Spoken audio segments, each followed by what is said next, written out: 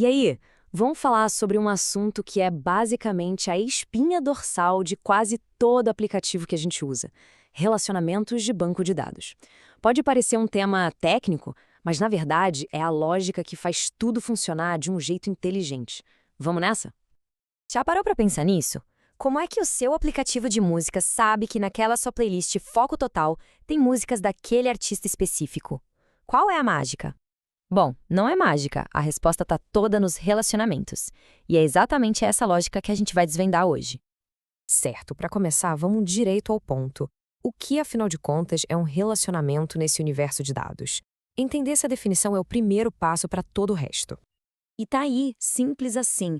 Um relacionamento é, na sua essência, uma associação entre entidades. Pensa nas entidades como se fossem as grandes caixas de informação, tipo uma caixa alunos e outra caixa cursos.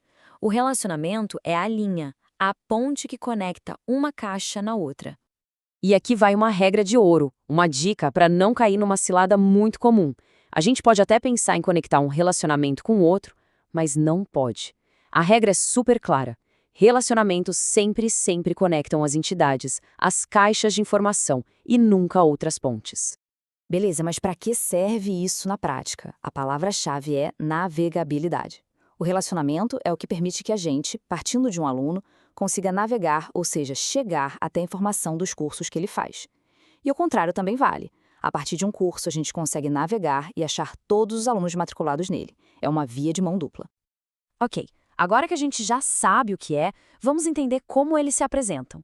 Basicamente, os relacionamentos vêm em 3 sabores principais. É bom conhecer cada um. São esses 3 aí: unário, binário e ternário. Os nomes podem assustar um pouco, mas a lógica por trás é bem simples.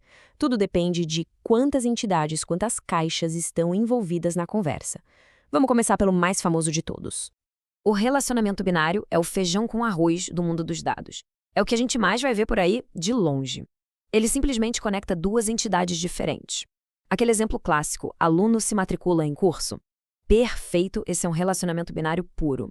Agora, sobre o ternário, que é quando a gente tenta conectar 3 ou mais entidades de uma vez, fica aqui uma dica de quem já sofreu com isso. Evite. Sério. Na maioria das vezes, ele só complica o modelo. É quase sempre melhor quebrar essa relação gigante em 2 relações binárias, bem mais simples de gerenciar. Agora vamos falar do tipo mais peculiar, o unário. Ele também é chamado de autorrelacionamento e o nome já entrega o jogo. É quando uma entidade precisa se relacionar com ela mesma. Parece estranho, né? Mas é super útil. E o uso clássico dele é para representar hierarquias. Pensa só na estrutura de uma empresa. A gente tem a entidade funcionário. Só que dentro dessa mesma entidade, um funcionário pode ser o gerente de outro funcionário. É a mesma caixa de informação, mas as coisas dentro dela se conectam em diferentes papéis. Mas aqui tem um pulo do gato.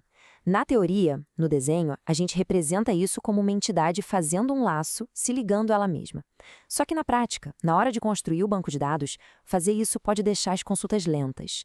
Então é muito comum que a gente quebre isso no modelo binário, criando uma tabela separada só para cuidar dessa hierarquia. Muito bem, já entendemos os tipos. Só que não adianta só ligar as entidades de qualquer jeito. A gente precisa de regras para essa conexão. Como é que a gente controla o comportamento desses relacionamentos? É aí que entra um conceito importantíssimo: a multiplicidade. Ela define as regras do jogo. E essa tal de multiplicidade se divide em 2 partes, 2 regrinhas fundamentais. A primeira regra é a participação.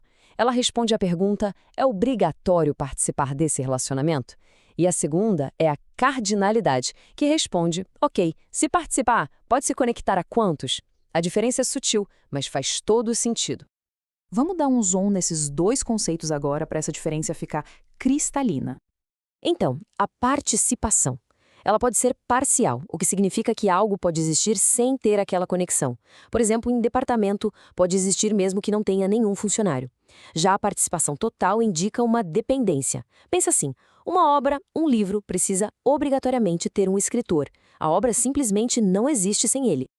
Já a cardinalidade é mais direta, ela foca só nos números. É aqui que a gente define se a relação é de 1 para 1, tipo um presidente por país, ou de 1 para muitos, como um departamento que pode ter vários funcionários, Ou ainda de muitos para muitos, como alunos que podem se matricular em vários cursos e cursos que, claro, podem ter vários alunos.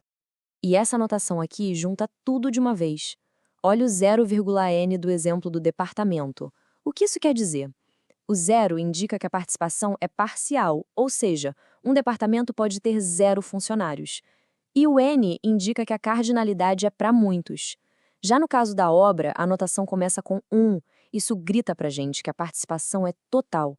Toda a obra precisa de, no mínimo, um escritor para existir. E é isso. Com esses poucos conceitos, a gente consegue começar a mapear a estrutura de qualquer sistema por aí. Fica a reflexão. Da próxima vez que abrir uma rede social ou uma loja online, tenta imaginar como a participação e a cardinalidade estão ali, por trás das cortinas, organizando todos os posts, produtos e comentários que aparecem na tela. Essa estrutura invisível, na verdade, está em todo lugar.